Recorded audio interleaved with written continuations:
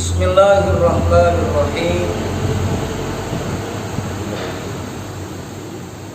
Alhamdulillahi rabbil alamin. Wa bihi nasta'inu ala umuri dunya waddin. Wassalatu wassalamu ala asyrafil anbiya'i wal mursalin, sayyidina wa habibina wa syafi'ina wa maulana Muhammadin wa ala alihi wa ashabihi ajma'in, amma ba'du. Rabbi shrah li sadri wa yassir li amri wahlul 'uqdatam min lisani yafqahu qawli. Qala al-imam al-muallif rahimahullahu ta'ala wa adama naf'a bihi wa bi 'ulumihi wa bikum fid dharain amin. Faslun fil aqli wa syarafihi wa huwa manba'ul ilmi.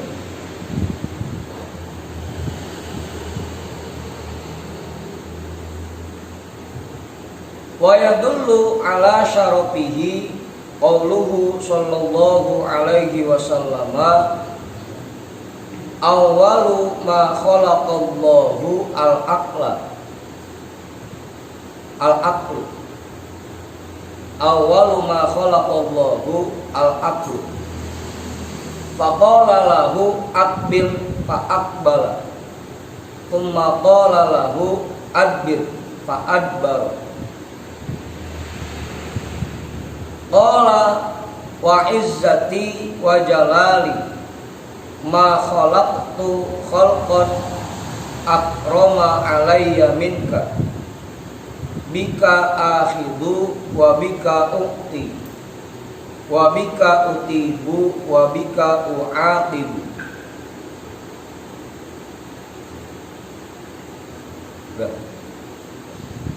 Faslun fil aqli wa syarafihi. Pasal menjelaskan tentang akal dan kemuliaannya dan kemuliaan akal.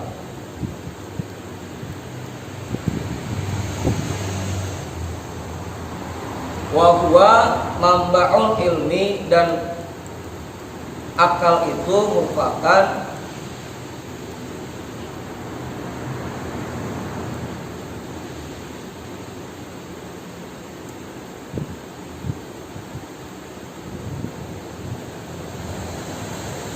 tempat bersemayamnya ilmu.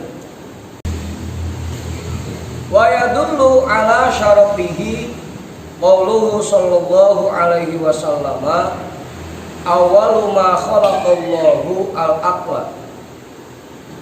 Yang paling pertama diciptakan oleh Allah Subhanahu wa taala yaitu akal. Faqala lahu, maka Allah Subhanahu wa taala berfirman kepadanya, aqbil, menghadaplah. Fa aqbala, maka akal menghadap kepada Allah. Tsumma qala lahu adbir fa adbar.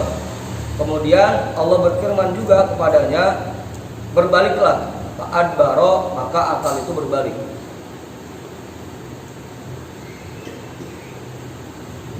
Qala wa izzati wa jalali ma khalaqtu khalqan akrama alayya minka. Allah Azza wa Jalla berfirman, demi keagunganku dan kebesaranku, ma khalaqtu khalqan, aku tidak menciptakan satu makhluk pun, akrama alayya minka, yang lebih mulia menurutku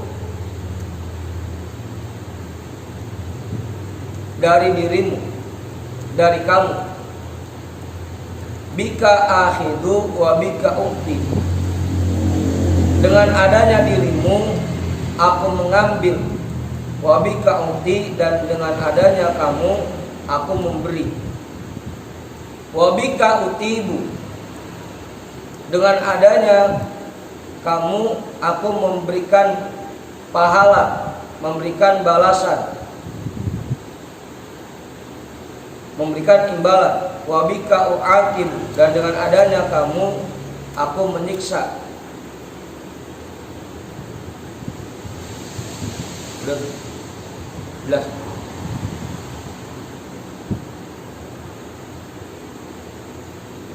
Oke, jelas ke?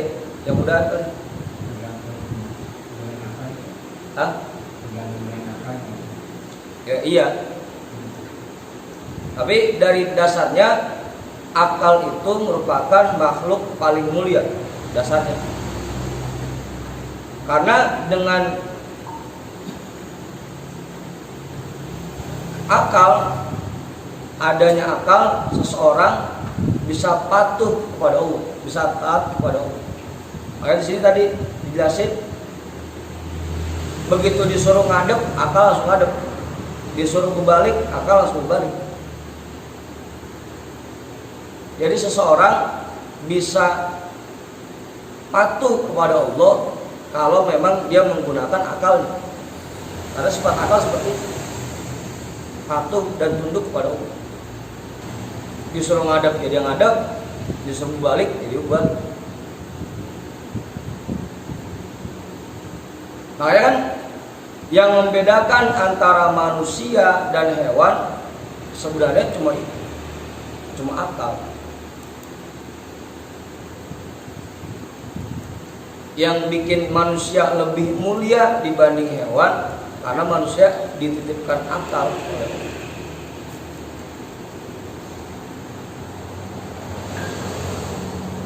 Dan jadinya kalau ada manusia yang tidak menggunakan akalnya, bisa jadi lebih hina dari binatang. Karena yang bikin manusia mulia itu bukan jogrogan, bukan bentuk tubuh, bukan postur badan. Tapi yang bikin manusia mulia itu karena dia menggunakan akal. Ya sama-sama burung dah. Yang satu perkutut, yang satu tekukur. Itu sama enggak kan? Hah? Ada perkutut, ada tekukur. Oke. Sama-sama burung. Dan bentuknya juga berbeda. Malah tekukur gedean lagi. Dia gedean ya. Tapi kok bisa lebih mahal perkutut? Karena yang dinilai bukan postur tubuhnya, bukan bentuknya, bukan. Tapi dinilai apa yang ada di dalam sifatnya, kemampuan. Manusia jadi mulia, lebih mulia dari binatang karena ada akal.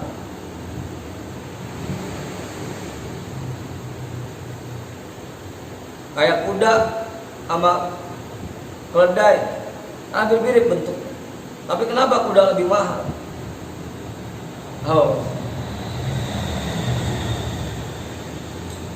Karena kalau kuda masih lebih gagah dibanding keledai, lebih cepat. Kalau keledai pelan, nggak ada yang cepat. Itu yang bikin mahal. Ya kayak kucing dah, kucing kampung sama kucing Persia, kucing Anggora, sama-sama kucing padahal. Tapi bukan badannya yang bikin dia lebih mulia.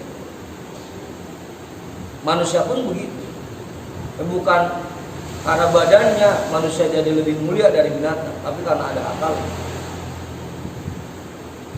Nah kalau ada orang yang tidak menggunakan akalnya, berarti ya dia sama aja kayak binatang. Ciri-ciri orang yang menggunakan akalnya tadi itu, kalau disuruh Allah, disuruh ngadep ya langsung ngadep, disuruh berbalik ya langsung berbalik. Itu ciri-ciri orang yang menggunakan akal. Oke. Hah? Lawannya nafsu. Karena semua kebalikannya, begitu disuruh ngadep meneng aja.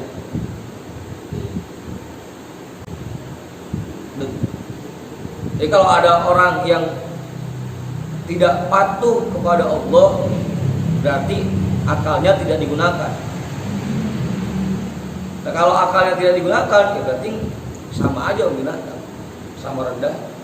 Bahkan kalau di Al-Quran balhum adl, bahkan bisa jadi lebih hina dari binatang. Kalau binatang mah kagak bisa diatur ge, emang ketahuan gak ada akal. Manusia gak bisa diatur padahal akalnya ada. Awal nggak?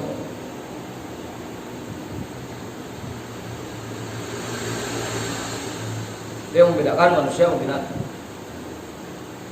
Karena sama-sama hewan. Manusia itu kan hayawan natik. Bedanya itu doang. Udah tuh.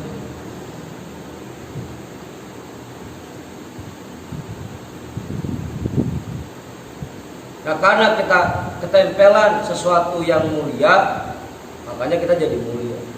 Nah, ketempelan akal yang mulia, makanya kita jadi mulia.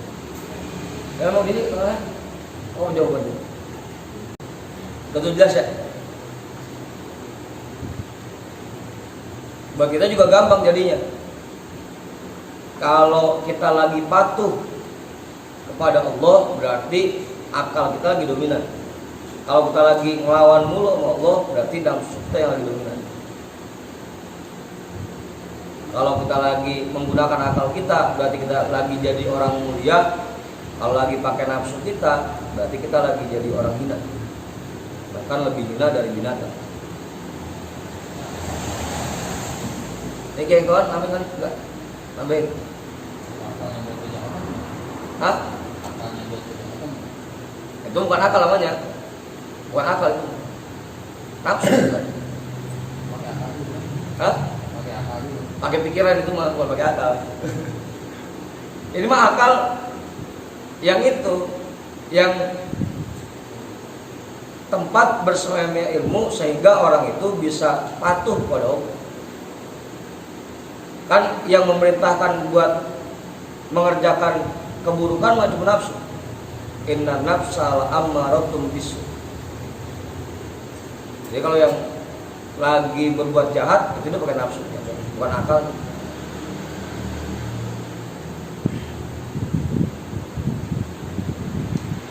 Karena kalau dia menggunakan akalnya, tidak akan mengerjakan perbuatan itu, tidak akan melakukan perbuatan buruk.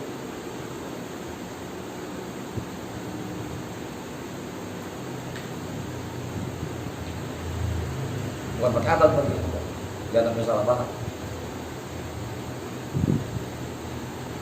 Karena akal sifatnya tadi, begitu disuruh ngadep sama Allah, dia langsung ngadep. Disuruh berbalik sama Allah, langsung berbalik. Kalaupun ada orang yang melawan Allah, menentang perintah Allah atau melanggar yang dilarang oleh Allah, berarti bukan menggunakan akal, menggunakan nafsu.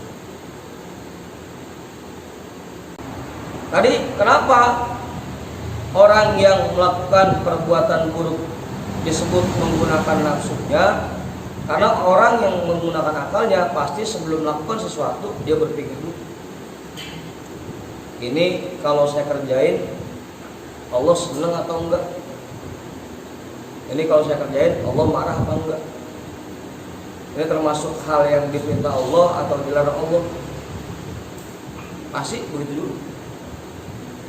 Yang bikin kemudian dia melanggar karena dia mengikuti nafsu. Apa? Makanya kalau dalam bahasa lainnya akal itu adanya di ruh sultani yang jadi filter. Ketika kita mau melakukan perbuatan yang baik atau yang buruk, itu selalu difilter oleh ruh sultani, oleh akal.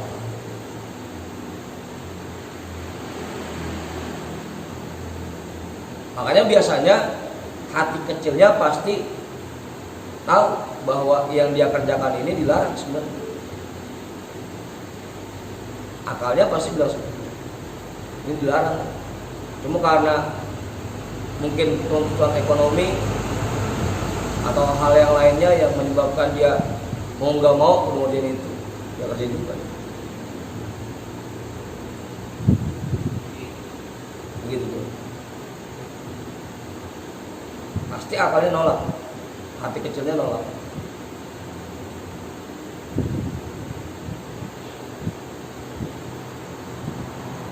Kamu di ketemu dah.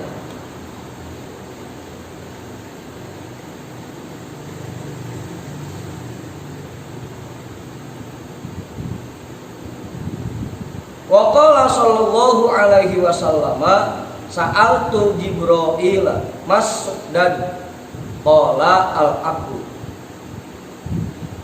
Rasulullah sallallahu alaihi wasallam bersabda, sa'altu Jibril, aku pernah bertanya kepada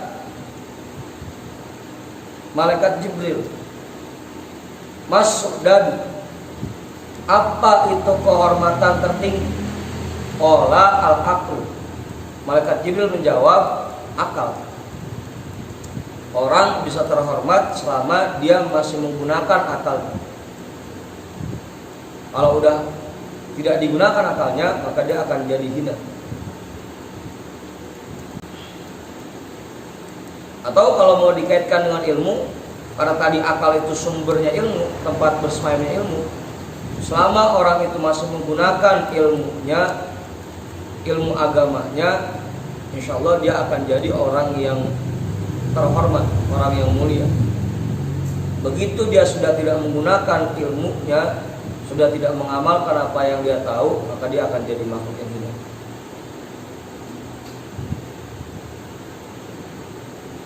Karena akal merupakan kehormatan yang tertinggi. Biar sama-sama manusia, sama-sama orang, yang ada akalnya sama yang nggak ada akalnya, itu beda perlakuannya.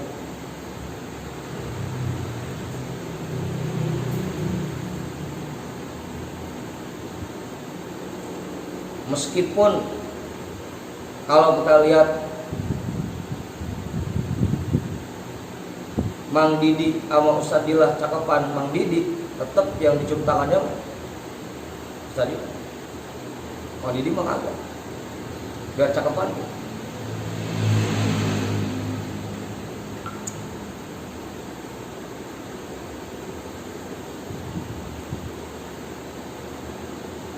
Kenapa bisa begitu? Karena ilmunya enggak. Karena ilmu, karena akal. Oke, tadi kita balikin. Manusia bisa jadi bernilai kalau dia masih menggunakan akalnya. Kalau sudah tidak menggunakan akalnya, akan jadi makhluk lain. Wa haqiqatul aqli gharizatun yutahayya'u biha idrakul ma'lumatin nazariyati. Dan hakikat akal yaitu naluri yang disiapkan dengannya untuk memahami segala sesuatu yang bisa dipelajari secara nazari. Naluri yang disiapkan untuk memahami segala sesuatu yang bisa dipelajari secara nazari. Karena kan ilmu itu ada dua, ada ilmu doruri, ada ilmu nazari.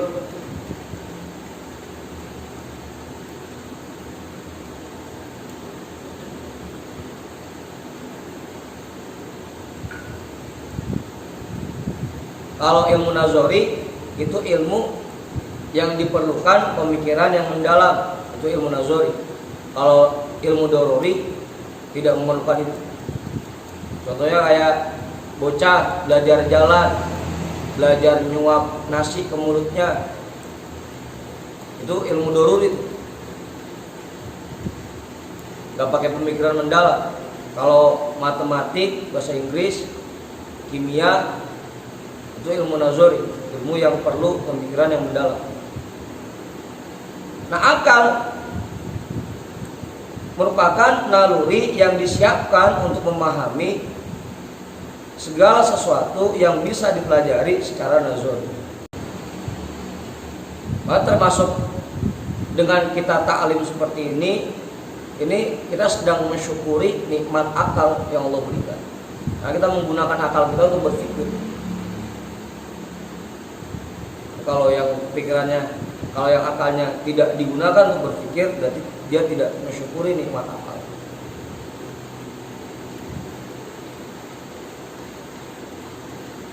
Apa tuh? Kayaknya 24 jam kebanyakan kagak bersyukur yang mau bersyukur. Ngaji cuma 1 jam. Bayangkan bungungnya. Apa dia? Merenung.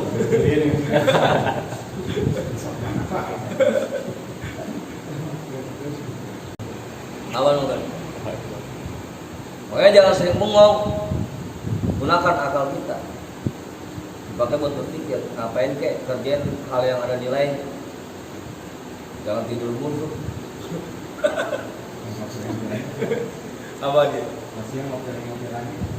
Ngobrol lagi. Jangan kek.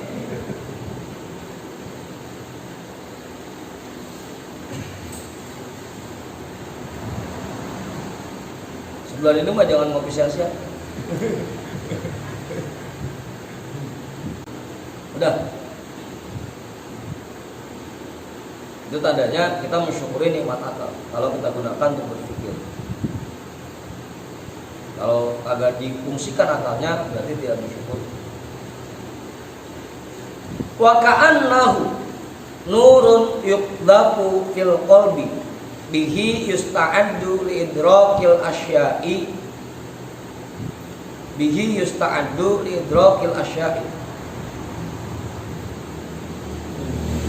dan bisa jadi akal itu cahaya yang dititipkan, seolah-olah akal itu cahaya yang dititipkan ke dalam hati yang disiapkan untuk memahami segala sesuatu. Idrak itu memahami. Wadhalika yatafawatu bitafawutil ghoraiz. Dan itu wadhalika yatafawatu bitafawutil ghoraiz. Dan yang demikian berbeda-beda tingkatannya sesuai dengan perbedaan naluri yang ada. Wallahu a'lam. Dan Allah yang maha tahu dengan yang benar. Karena naluri di setiap orangnya berbeda-beda. Ada yang lebih cepat nangkepnya, ada yang lambat nangkepnya. Ada yang begitu dijelasin sekali langsung paham, ada yang udah berkali-kali paham-paham. Awal sekali terpaut ya kayak terpaut.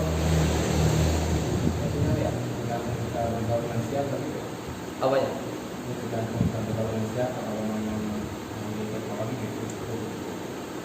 Iya enggak juga sih. Ya gini kan Bang Tony setiap hari bareng sama saya kagak bro gitu-gitu aja mas.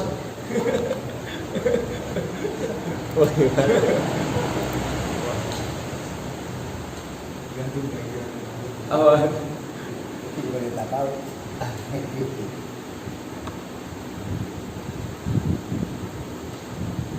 Yang tetap ada yang mudah diajarinnya, ada yang agak sulit diajarinnya. Satu kelas, berpikir itu kan kadang kalau kita ngobrol mengenai bisnis, ya kan makanya nanti tergantung dengan nalurinya. Orang kayak Bang Emak yang jiwanya pebisnis, begitu saya ajak ngobrol masalah hukum agama, kagak pakai lama. Baru menit udah anggap dia kan. Bosan amat ya bahasanya begitu. Coba kira paham. Nah kalau lagi ngomongin masalah bisnis mah sampai 1 jam 2 jam juga ditimpah. Begitupun sebaliknya, saya diajak ngomong bisnis, ya bingung apa yang mau dibahas ini.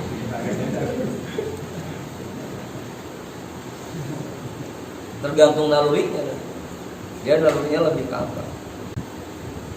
Setiap orang pasti beda-beda, daya nalarnya, daya naluri, instingnya beda-beda. Ada yang lebih cepat, ada yang lambat, paham?